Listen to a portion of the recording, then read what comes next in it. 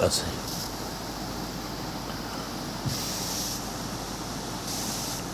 اس صورت میں بھی تَإِنَّكَ عَلَىٰ كُلِّ شَيْءٍ قدیر، اور اس صورت میں بھی اللہ رب العالمین نے اپنی قدرت کو مختلف رنگیوں سے بیان کیا، لیکن یہاں تو صاف کہا کہ تبارک الذی بیدہ الملک، بابرکت ہے وہ جس کے قبضہ و قدرت میں ہے سلطنت اور راج، وَهُوَ عَلَىٰ كُلِّ شَيْءٍ قدیر۔ دیکھو نا کسی کی سلطنت کہاں ہے، آدمی ایک وقت تک جیتا ہے پھر مرنے لگتا ہے، جوان ہوتا ہے بوڑھا ہونے لگتا ہے، با اختیار ہوتا ہے بے اختیار ہو جاتا ہے، اور ملوک اور سلاطین کا عالم میں کیا حال ہے، جو جتنا ذمہ دار ہے اتنا ہی پریشان ہے۔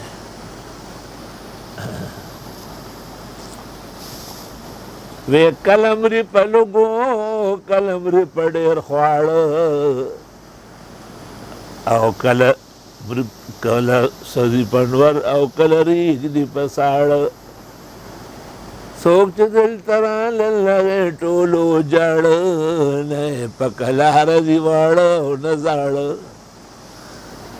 کبھی بھوک سے مرتے ہیں، کبھی زیادہ کھانے سے مرتے ہیں، کبھی آگ میں جلستے ہیں اور کبھی سردی سے کم کپاتے ہیں۔ جو یہاں آیا وہ بڑا ہو یا چھوٹا اس کو رونا پڑا گیا۔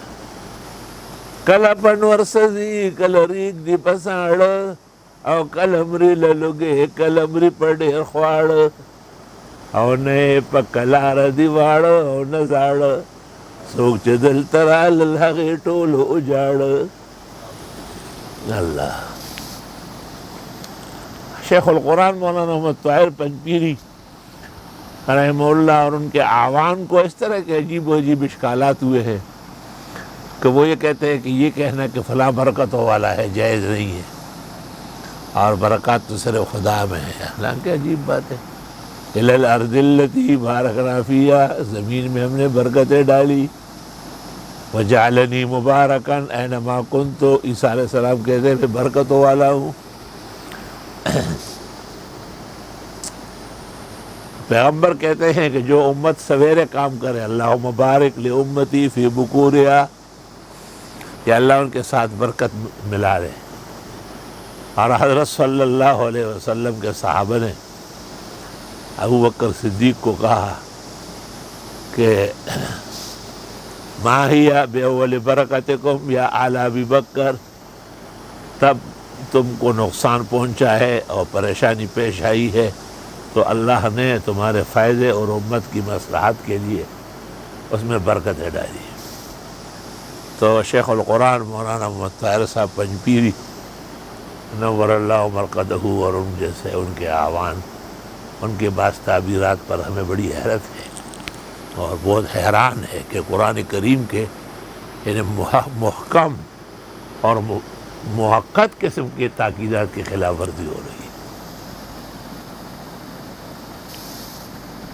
حدیث میں ہے کہ ایک صحابی کے گھر کھانا پکا، آپ نے کہا میرے آنے سے پہلے ہاتھ نہ اٹھانا، اور آپ آئے وبارک فیہ، آپ نے برکت کے کلمات پڑھے اور دم فرمائے، وہ کھانا پھر ختم نہیں ہو رہا تھا۔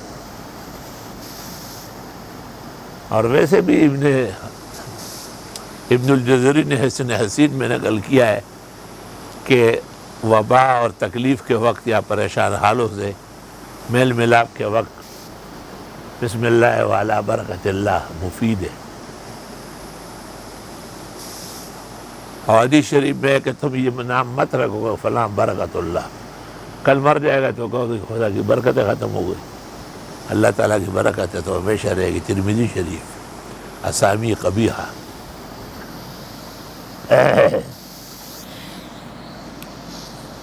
تو اللہ تعالیٰ نے چیزوں میں برکتیں ڈالی ہے۔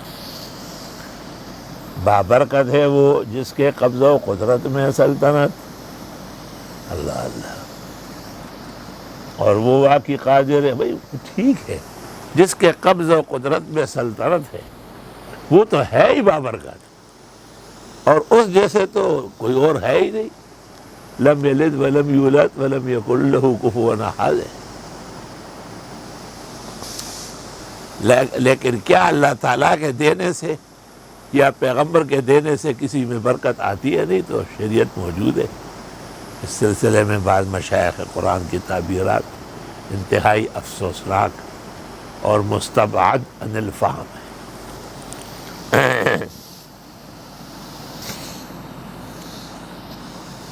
حضرت مولانا حضرت شیخ الاسلام شیخ العالم صدر المدرسین دارالعلوم دیوبند حضرت مولانا حسین احمد صاحب مدنی رحمۃ اللہ علیہ نے اپنی کتاب نقش حیات میں ایک عجیب واقعہ لکھا ہے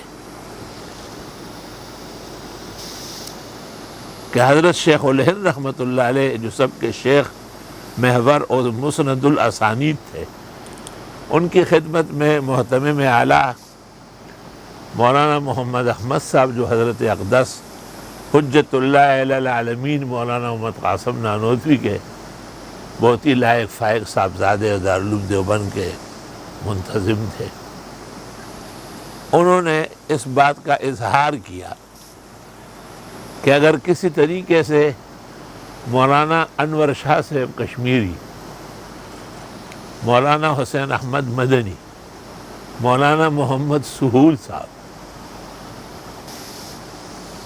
اور ایک دو بزرگ اوروں کے نام ہیں،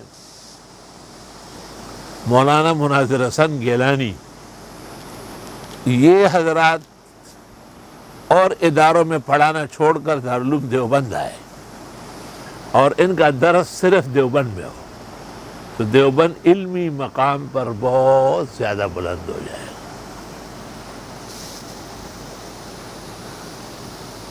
شیخ الاسلام لکھتے ہیں کہ حضرت شیخ الہند نے اس مشاورت پر اظہار تبسم کیا اور آپ کے چہرے انور سے ظاہر ہوا کہ آپ منبسط اور خوش ہوئے، لیکن نہ آپ نے خط لکھا اور نہ آپ نے پیغام